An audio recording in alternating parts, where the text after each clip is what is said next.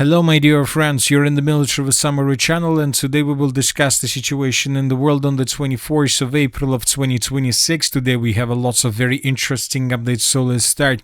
And first, we're going to talk about the conflict on the territory of Ukraine, where the Russians during the previous 24 hours managed to improve their position significantly along the entire line of combat contact. And first, let's talk about the most important direction, about the Zaporozhye direction, where the Russians seems to me managed to break through Ukraine's defense to the east of the city of Orykhov. And these are the changes on the ground during the previous 2 days. This is the end of the 22nd of April of 2026. This is exactly the moment when everything started, when the Russians, after very powerful artillery preparation, managed to break through Ukraine's defense, answer to the most important settlements in this area, the settlement of Gulai-Polskaya and the settlement of Verkhnya Tersa. And these are the changes between the 22nd and the 23rd of April of 2026. The Russians managed to improve their position significantly. As you can see, once again, they answered the settlement of Gulai-Polskaya from the east, and up to 20% or even more, up to 30% of the settlement fell in Russia's hands. And this is the changes on the ground between the 22nd and the 23rd of April in the area of the settlement of Verkhnya Tersa. As for this village, the Russians managed to take under complete control up to 30% of the village. The next day, we received the most important updates. As for the 24th of April of 2026, the Russians managed to answer the southeastern parts of the settlement of Novoselovka, and we have a video that confirmed this information. In this video, we can see the Ukrainian FPV drone that was attacking Russian forces and the Russian units in the most southeastern parts of the settlement of Novoselovka. Here we can see lots of FPV drone attacks, and one of these episodes, for example, this attack took place right exactly at this point, which means that the Russians, as a result of offensive operation, managed to outflank the settlement of Gulai-Polskaya and to answer the southeastern parts of the settlement of Novoselovka.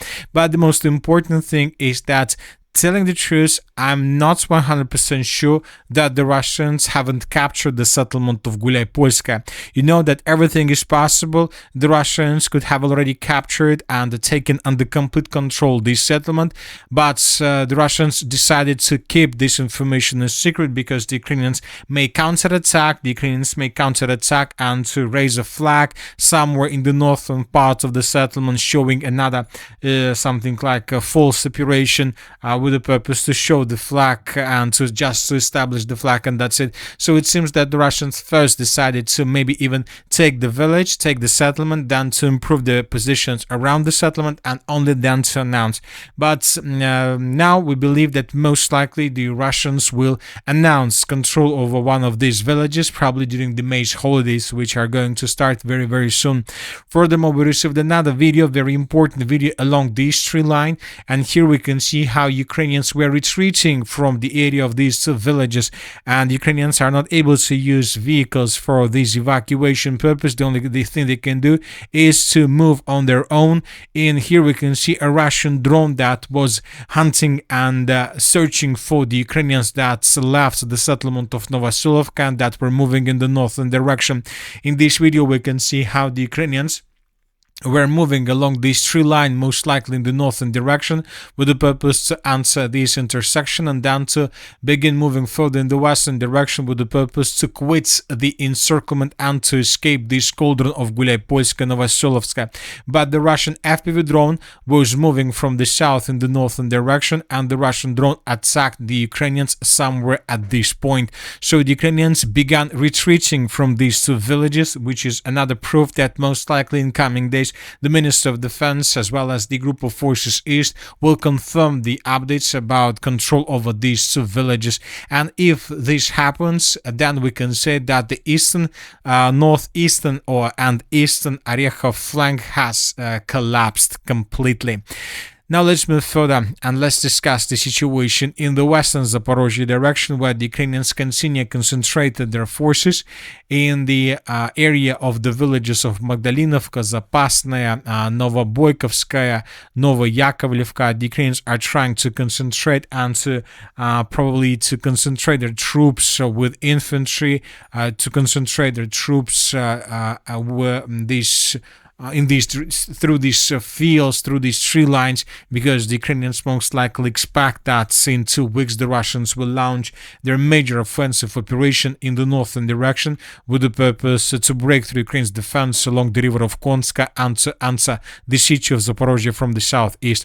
So everything is ready from the Russian side for the Russian major offensive operation, and this major offensive operation will only intensify during the next 2 or 3 weeks.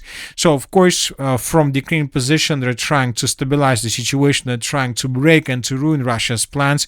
And during the previous days, we received lots of videos of how Ukrainians using drones were attacking positions of the Russian forces in the southern Zaporozhye direction and in the southern Donetsk region. Here we can see lots of explosions. Here we can see how Ukrainians were discovering warehouses, ammo depots, and different positions and temporary deployment points of the armed forces of the Russian Federation. And the most important, the Ukrainians were seeking for positions of vehicles and concentration of armored vehicles of the armed forces of the Russian Federation. And when they were finding these objects, they were attacking them with drones, sometimes using 2 or 3 attacks just within one building. So lots of explosions took place right in the area where the Russians concentrated their troops before the beginning of a major offensive. Another video is coming from the siege of Donetsk, and here we can see the consequences of attack that took place a day ago. Here we can see that the building was significantly damaged by the armed forces of Ukraine, and the sources are saying that as a result of attack, a building was damaged and the Russians suffered huge losses.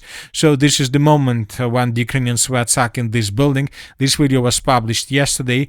According to information we have, this attack took place on the 22nd of April of 2026, and as we can see, the Ukrainians used probably a dozen of drones just to attack one building, just to attack certain apartments of this building, and as you can see, lots of explosions were recorded.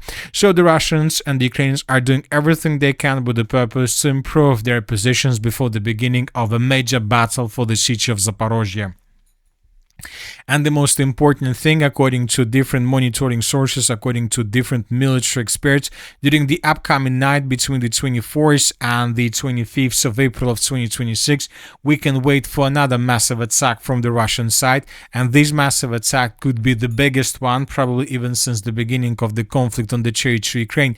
I'm not sure whether the Russians are going to use just a wave of attack. Most likely we will see 3 or even 4 waves of attacks, and that would be stretched between the dates. The Russians most likely may start this upcoming night between the 24th and the 25th of May. They will continue during the 25th of May, and most likely they will only finish somewhere during the day of the 26th of April of 2026. So these 3 days we'll see lots of attacks from the Russian side, most likely. And the sources are saying that the Russians will attack the city of Kiev, the city of Zaporozhye, the city of Dnipro, the Kharkiv region, the Sumy region, the city of Kryvyi Rog, most likely the city of Odessa. Some sources are saying that maybe even the Russians will attack the western parts of Ukraine, the city of Lvov, because these days, most likely the Ukrainians, because they understand and they know what exactly the Russians are going to do, which means that most likely in coming days, the Ukrainians will start bringing additional forces, air defense forces, and will deploy them in the western parts of Ukraine. So that is why the Russians will have these targets as primary. As for the massive attacks, we have already discussed the situation during the previous video. The Ukrainians attacked the territory of Russia, but the Russians are saying that the Ukrainians used just 10 drones to do this. The Russians during the previous night also used just 109 drones. When talking about the Ukraine attack, we haven't received anything on this matter. Probably we received just one video, but this is not the video of consequences of the previous night's attack. This is the video where we can see the consequences of the attack that took place, that was made by the Ukrainians on the 18th of April, and here we can see that as a result of the attack that took place on the 18th of April of 2026, Here we can see the consequence of attack on some facility that took place in the area of the city by the name of Novokuybышevsk. And this attack took place on the 18th of April around the settlement by the name of Samara. Let's improve the number of updates and let's take a look at these strikes. Yes, this is the video these are the pictures, and this is the video that was published right exactly during that date. Black smoke over the settlement. So that's it. Nothing more from the Ukrainian side. Probably the Ukrainians have some problems with logistics with the drones because they have reduced the number of drones they use from day to day significantly.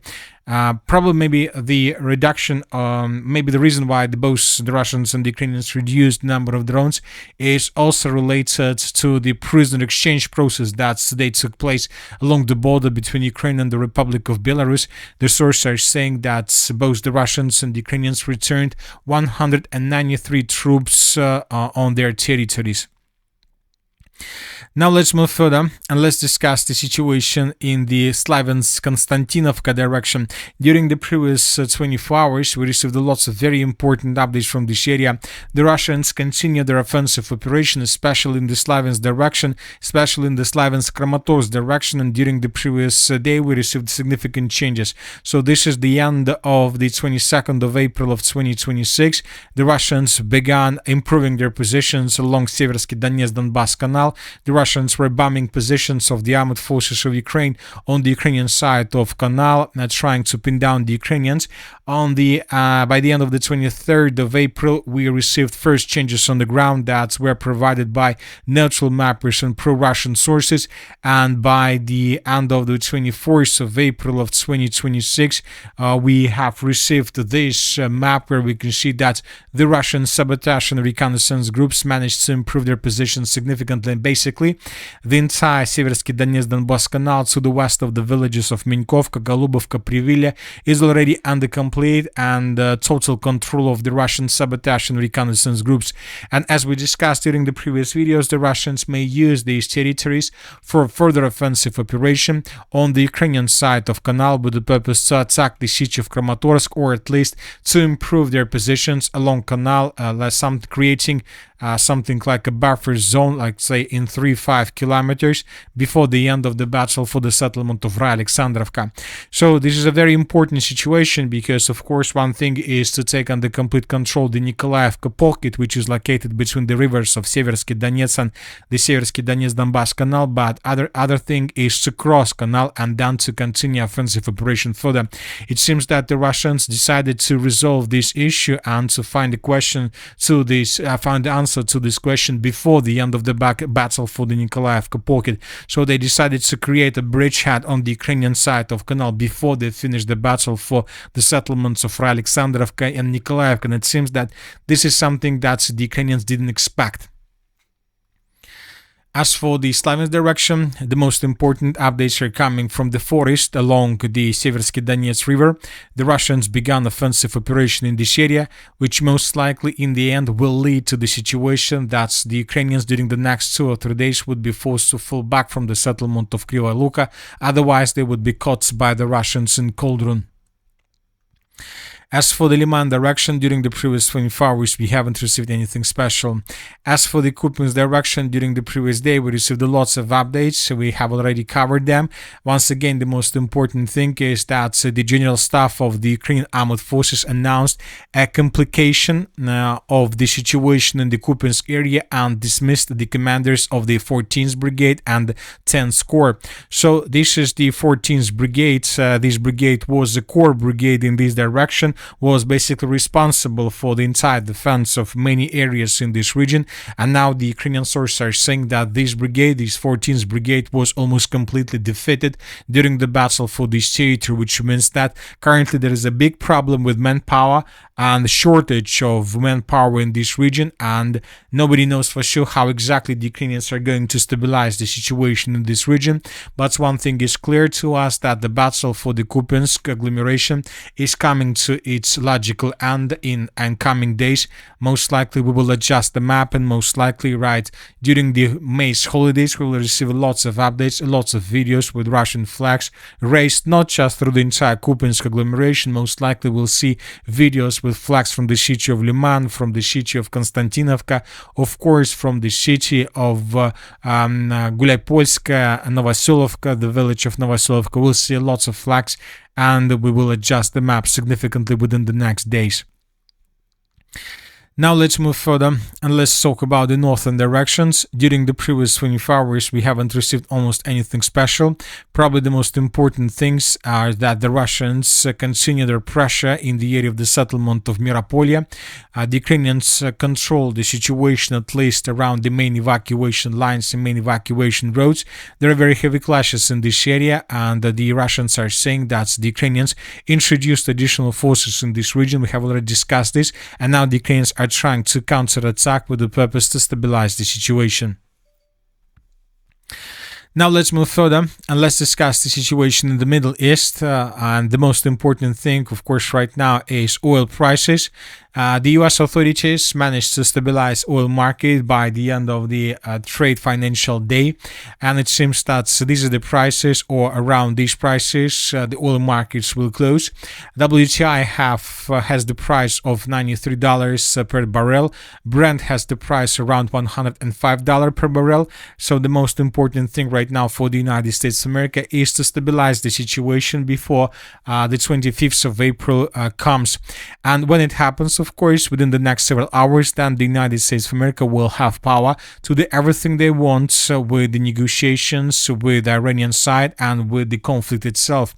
But as of the end of the 24th of April of 2026, we received several reports that the United States of America finished regrouping in this region, and for the first time in several decades, 3 aircraft carriers are operating in the Middle East. The aircraft carriers Abraham Lincoln, Gerald Ford, and George Bush, accompanied by their air wings, comprise over 200 aircraft and 15,000 sailors and marines.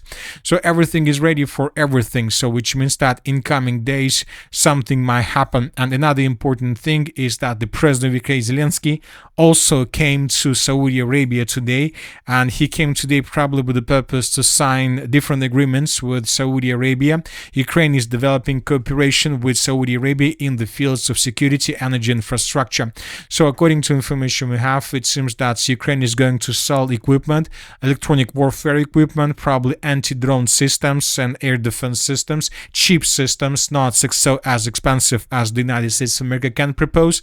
And we see that Saudi Arabia is trying to reinforce their air defense positions and their capabilities in front of the beginning of the second round of the conflict on the territory of the Middle East. And the visit of Zelensky in Saudi Arabia signals that something is going to happen as well, and that Saudi Arabia is trying to probably prepare itself before new massive attacks from the Iranian side. And as for the strikes and as for the Iranian attacks, according to information we have and according to different sources, according to the Iranian media, they have already published a list of targets. The Iranians are going to strike if ceasefire ends and if clashes resumes. Iran State TV released a list of energy facilities it says will be targeted when the war resumes. The list includes Ras Gas and Ras Lafan LNG facilities in Qatar, and many different facilities on the territory of the United Arab Emirates, and the most important, lots of facilities on the territory of Saudi Arabia, which means that oil prices will move further, and which means that now these Middle East states needs to think how to stabilize and how to protect their territories by themselves, because we see that most likely the United States of America will not be able to protect every single state in the Middle East region. Furthermore, according to information we have today, the Iranians stated that if the United States States of America wants to unblock the Strait of Hormuz, they need to pay Iranians and to return Iranians frozen assets worth $11 trillion, which is obviously impossible, and this will never happen. This is the most important thing, that the Iranians are sending the message that they are ready to resume the hot parts of the conflict on the territory of the Middle East. And the most important signal that indicates that everything is going to happen is that the Chinese embassy in Iran has again urged its citizens to leave the country as soon as possible due to ongoing security risk. The last time China issued a similar warning took place on the 27th of February of 2026, a day before the start of the coalition strikes on Iran. All these signals are telling us that soon everything will start once again. But this time the United States of America have prepared itself, but the sources are saying that the Iranian side has also prepared itself and received additional weapons systems from its allies, which means that the next stage of the conflict could be much more difficult for every single party in this region. And that's it for today. The Military with Summary channel reminds to condemn any violence in the world. Thank you for watching. Subscribe to my channel, put your likes, join my Patreon, and have a good day. Bye bye.